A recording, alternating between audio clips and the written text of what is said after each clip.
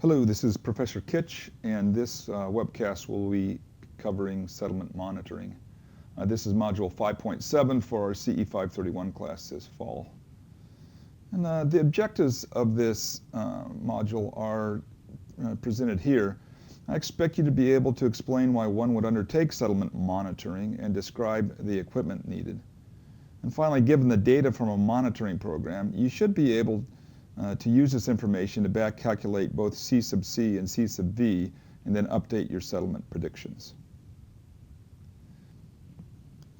The main purpose of settlement monitoring is to determine the actual field behavior so we can predict the rate of consolidation of a given project. We do this by using field measurements rather than lab measurements. We've discussed earlier in other modules how to use data from laboratory consolidation tests to determine both the compressibility of a soil and its rate of consolidation.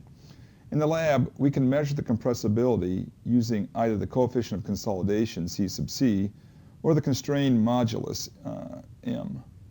And we use the coefficient of consolidation, CV, to determine the rate of settlement.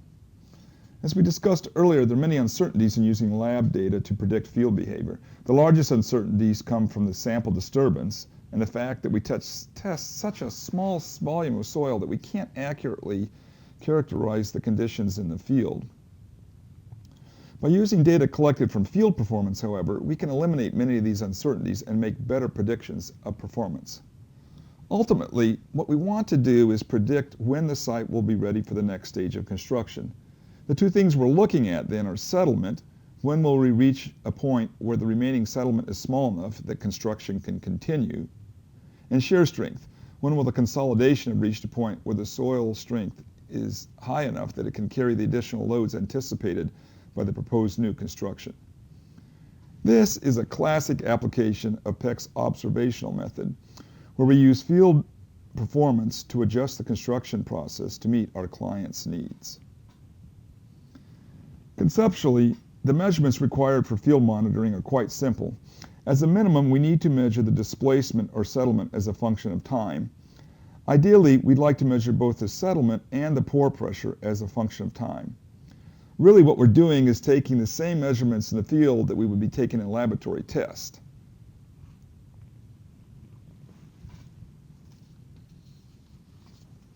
Let's take a look at what we might typically observe in the field compared to our laboratory-based predictions. The yellow line shows the consolidation settlement we might predict at a certain site using C sub C and C sub V values we estimated from lab tests. We obviously need to know the drainage conditions, applied loading, and the thickness of the compressible layer. So this is what we predict will happen from the comfort of our office. The project then starts, and we measure the settlement in the field, which is represented by the red line. Clearly, something is not right at this site. The observed settlement is occurring much faster than we predicted. This is common in projects. The field behavior seldom matches our predictions.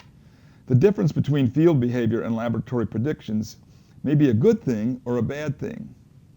It could be that we've correctly predicted the compressibility, but we've underpredicted the coefficient of consolidation. In this case, the field behavior will follow this green dashed line. We'll see the same amount of settlement, but it will occur faster than expected. This would probably be good news for our client. However, it could be that we've correctly predicted the coefficient of consolidation, C sub V, but underpredicted the compressibility, C sub C. In this case, the field behavior will follow the blue dashed line, and we will have significantly underpredicted the total settlement. Not good news for the client. There are, in fact, an infinite number of possible solutions to predict the behavior based on this one observed settlement. This is shown by the various curves that we could fit to our model. To determine which of these possible time settlement curves is most likely, we need more data than just settlement versus time. The additional data needed is the excess pore pressure versus time. This will allow us to determine a unique solution to the problem.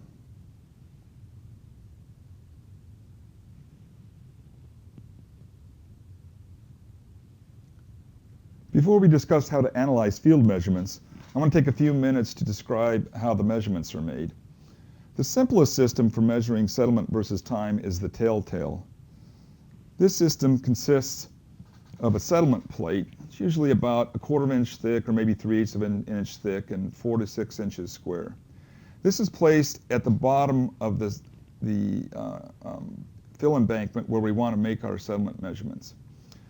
The Telltale itself is usually a pipe, a steel pipe about 3/4 of an inch in diameter. The pipe is surrounded by a compressible tube, typically made of some kind of corrugated plastic. This tube allows the soil around the Telltale to compress without affecting the Telltale itself. The settlement is measured by surveying the elevation at the top of the Telltale over time. The Telltale must be constructed in segments as the fill is placed. The process starts by placing the settlement plate at the desired measurement location. We then attach the first segment of the Telltale and the compressible tube surrounding the Telltale. The Telltale has a coupling at the top to allow for attaching more segments. The first layer of fill is then placed, and an additional Telltale segment is added along with another segment of the compressible tube. And the fill construction continues. We alternate fill placement with extending the Telltale until the final height of the fill is reached. There are a number of commercial Telltale systems available. Here we see a typical system manufactured by SysGeo, a geotechnical instrumentation company based in Italy. This is the base plate of where the fitting at the top where the Telltale will be attached. And here you can see a piece of the Telltale, a segment of the Telltale with its protective outer plastic tube that can compress while the material compresses. This device is attached, this device here is attached to the top of the Telltale at the very top of the fill level, and it's where we actually make the elevation measurements. On the right, this is a schematic of a typical Telltale installation showing our base plate, where the elevation measurements are made, and then the Telltale itself with its compressible tube, and then the measurement location, which protrudes above the fill level. It isn't necessary to use a commercially fabricated Telltale system, and this photo shows a field fabricated Telltale that's created from off-the-shelf materials. Here you can see that the base is placed on top of this plastic sheeting, which is obviously the bottom where the fill is going to be placed. The Telltale sticks up above the ground where the fill is going to be placed, and this illustrates one of the disadvantages of this system, because the construction workers must work around the Telltales when they're placing the fill. Not only can this interfere with construction operations, but it's also makes it really easy to damage the Telltales, which is not uncommon at all. So if you're going to use this system, you should definitely install several Telltales for redundancy. An alternative system to the Telltale system is a pneumatic system.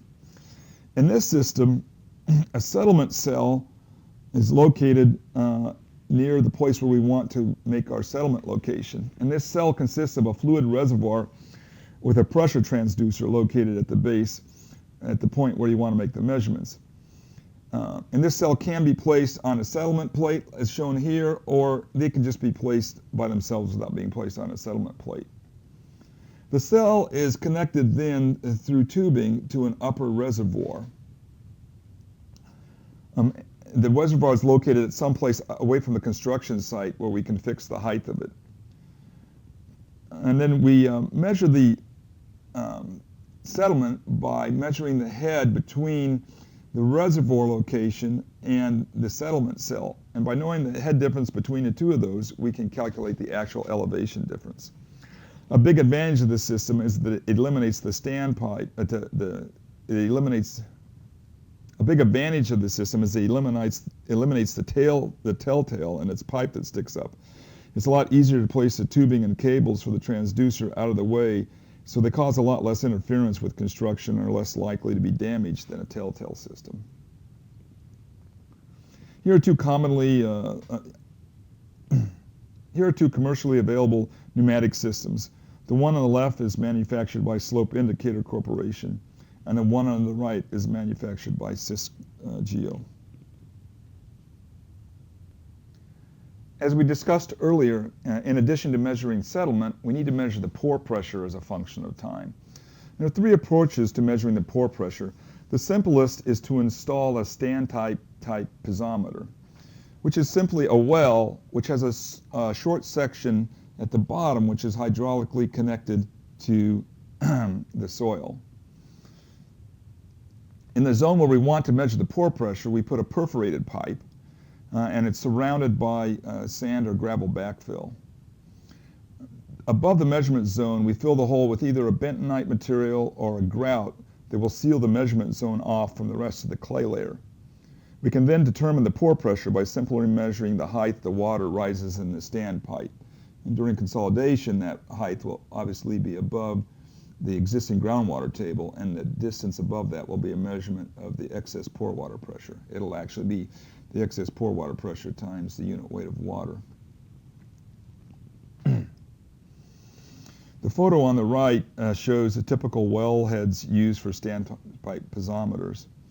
This one right here is simply a steel pipe with a bunch of really fine slots cut into it.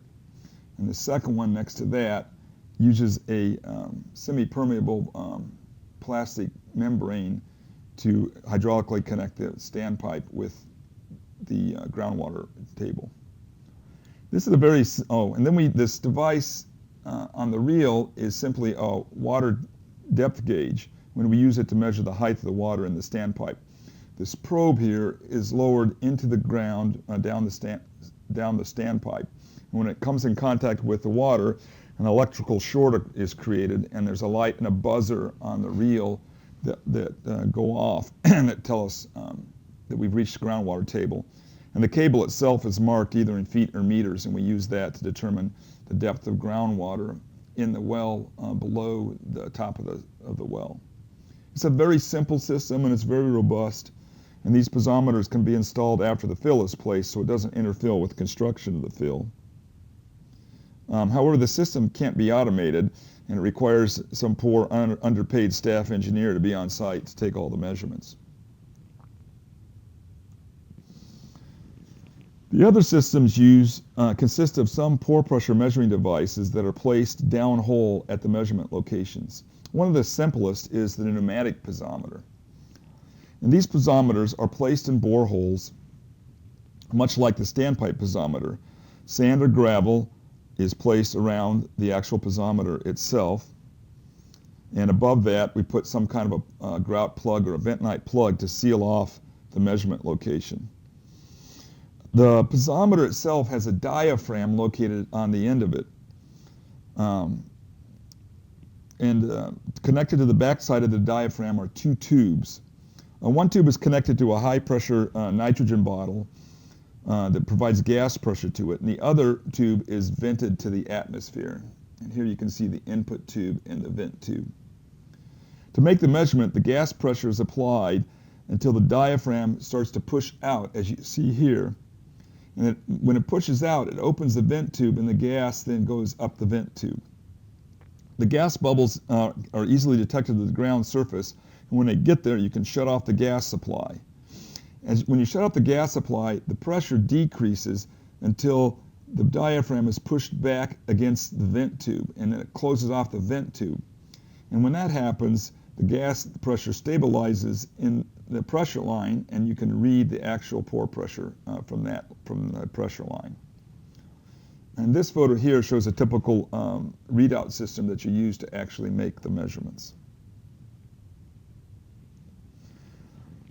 The third type of system that's available uses electronic pore pressure transducers. And here's some pictures of typical electronic pore pressure transducers. These transducers are placed in boreholes just the same way that you put the pneumatic piezometers in a borehole. The most common type of pore pressure transducer is a vibrating wire piezometer.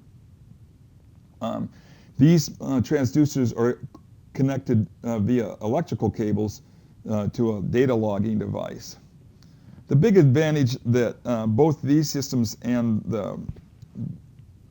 the pneumatic systems have is that the cables that carry either the electrical cables in this case or just the small tubes in the case of the pneumatic device are much smaller than a standpipe, and they're easier to install and easier to keep from being damaged. The biggest advantage of the vibrating wire piezometers is that since they're an electronic device, you can automatically log the data with a remote measuring device, and you don't have to actually be on site to take the measurements.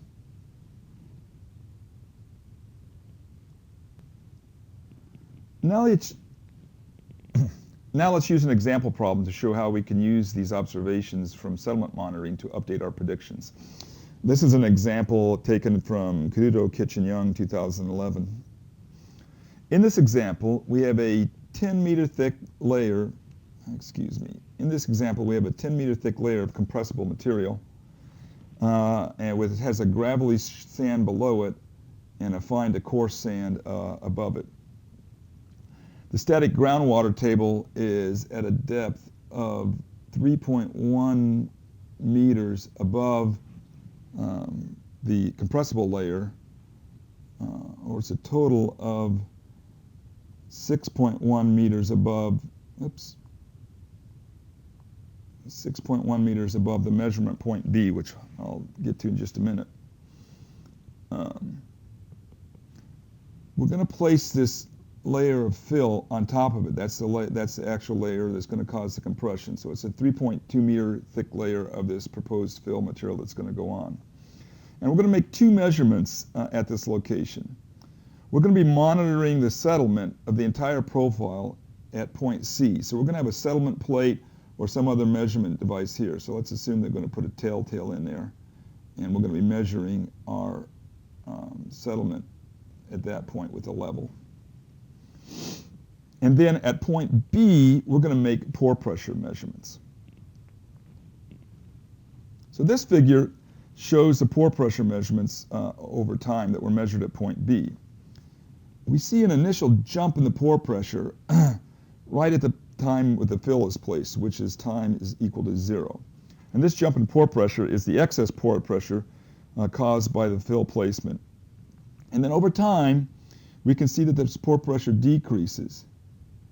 And here at a point 1,000 days after the fill was placed, we're measuring an excess pore pressure of 99 kPa. We're measuring a total pore pressure of 99 kPa. And the first step in this process is to actually compute the excess pore pressure at the time 1,000 days.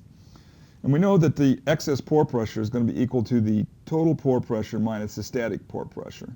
We measured 99 kPa as the total pore pressure.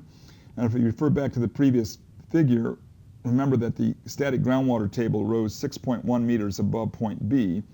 So we take 6.1 times 9.8, and that's going to give us the static pore pressure at point B. We subtract those two, and we're going to find out that our excess pore pressure is equal to 32.9 kPa. And from this step, we then need to compute the degree of consolidation at point B. And this will be equal to the current excess pore pressure divided by the initial excess pore pressure when the fill was first placed. In this case, we know that the initial excess pore pressure is equal to the total pore pressure right after the fill was placed minus the static pore pressure. And that's this amount right here. This is U excess initial. So we can measure that on that chart or from our data, and we'll find out that that was 57.6 kPa. And we know that we measured 32.9 kPa excess pore pressure at 1,000 days. So 32.9 divided by 57.6 is 0.681 or 68.1% consolidation. The other piece of information that we need to solve our problem is the relative depth within the clay layer where the measurement was made. That is, we need to know Z over HDR. Now we know that our depth into the soil, into the compressible layer is 3 meters, as shown right here. And then we just need to know HDR. Well, we notice that this layer is doubly drained, that it's a drain on the bottom and the top.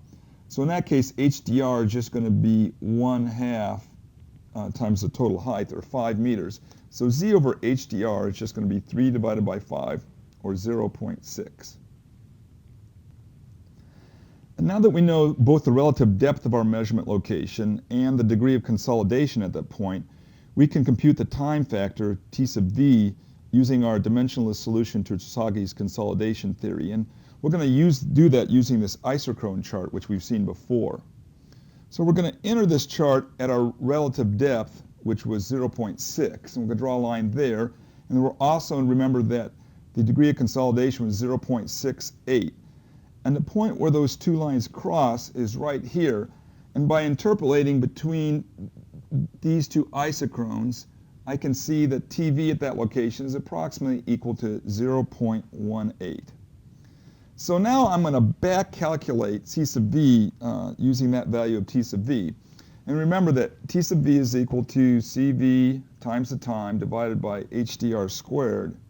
So I'm just going to first solve for C sub V, and that will be that C sub V is equal to T sub V times HDR squared divided by T. And I know all those values on the right-hand side of the equation now. So TV is equal to 0.18, HDR is equal to 5, and the time that we took this measurement was 1,000 days. So I punched that stuff in my calculator, and I can calculate that C sub V is equal to 0.0045 meters squared per day. If we want to be more accurate about it, we can use this series solution that we discussed earlier. This one comes from Holtz and Kovacs. It's in the Appendix B. And we can use that, and if we use that equation instead of using the isochrone chart, we have to do that solution by trial and error. But if we do it by trial and error, we're going to calculate a C sub V of 0.43 meters per day, which is pretty close to the 0.0045 meters per day that we calculated using the isochrone chart. So now we can revise our prediction using our new value of C sub V that we just computed. So from our settlement observations, we know both the settlement and the excess pore pressure 1,000 days after the start of consolidation. And using this information and our new C sub V, we can estimate a new C sub C, which will match our observed settlement at this time right here. For brevity, I'm going to skip that computation and simply state that if we back calculate this, we'll get a C sub C of 0.42, which is slightly higher than the one we estimated from our lab tests. I can now use the updated values of C sub V and C sub C to compute a new time settlement curve for our project. And that curve is shown here in red. This updated prediction will give us a total settlement here that's equal to approximately 520 millimeters. And the time to 90% consolidations, somewhere around in here, about 20 years. Notice that to determine the new C sub C and new C sub V, I needed two measurements, the settlement and the excess pore pressure as a function of time. Obviously, our estimate would be more accurate if we had these measurements taken at several different locations, then I could get a couple different solutions and average them out to get a more accurate prediction. Finally, the last topic I'd like to cover today is surcharge loading. I want to talk briefly about how that's used to speed up consolidation. For any consolidation project, we're going to typically know the total height of fill that we need to place on our compressible layer to get our final height that we're interested for whatever our project is. Surcharging is the process of placing a fill greater than the final fill level and allowing the fill then to consolidate. And after the fill is consolidated a certain amount, we remove the surcharge fill and to get back to the original desired height. While it seems intuitive that this should speed up the consolidation, it's not immediately obvious from our equations for consolidation versus time why this should work. Note that our equation for time to reach a certain time factor is simply equal to CV times TV divided by the drainage distance squared. And note that the magnitude of loading is not in this equation anyplace. So here's the solution for the average degree of consolidation versus the time factor. And regardless of the magnitude of the load, we have to get to the same time factor to reach a certain degree of consolidation. If we want to get to 80% consolidation, we've got to get to this time factor. So how then does surcharging decrease the time to consolidation? Well, to understand this, let's expand our dimensionless time solution a little. The settlement at any time t, S sub t, S as a function of t, is equal to the total settlement at 100% consolidation, S100, times the average degree of consolidation, U sub AV, at any given time. And so here I plotted the settlement time curve for the surcharge loads in the previous from the previous slide. And from this, I can determine T90 and S90 for the surcharge load. Now, if I plot this time settlement curve just for the final fill load itself, as if I just put that on without the surcharge, I'll have this plot. And notice this has the exact same shape as the surcharge, as the time settlement curve for the surcharge load, except the total settlement is less. It'll have the same T90, but S90 for the fill will be a lot less. So when the surcharge load is applied, I'll reach the settlement corresponding to S90 for the fill at a time much less than T90. And this is the way that surcharging works. It doesn't really speed up the time to consolidation. It just allows us to get to our desired settlement at an earlier degree of consolidation by increasing the total load on the fill. And of course, our compressible layer in this process needs to be able to handle this additional stress that's going to be generated by the surcharge fill. So that's how surcharging works, to decrease the degree of consolidation, to increase the consolidation rate. So let's summarize the module now. We can use field monitoring to reduce the uncertainties inherent in our lab-based settlement calculations. Both the magnitude of the settlement and the time rate of the settlement can be improved using these methods. Or said another way, we can get a new estimate for both C sub C and C sub V from field monitoring. If we want to update both C sub C and C sub V, we need to measure both settlement and excess pore pressure as a function of time.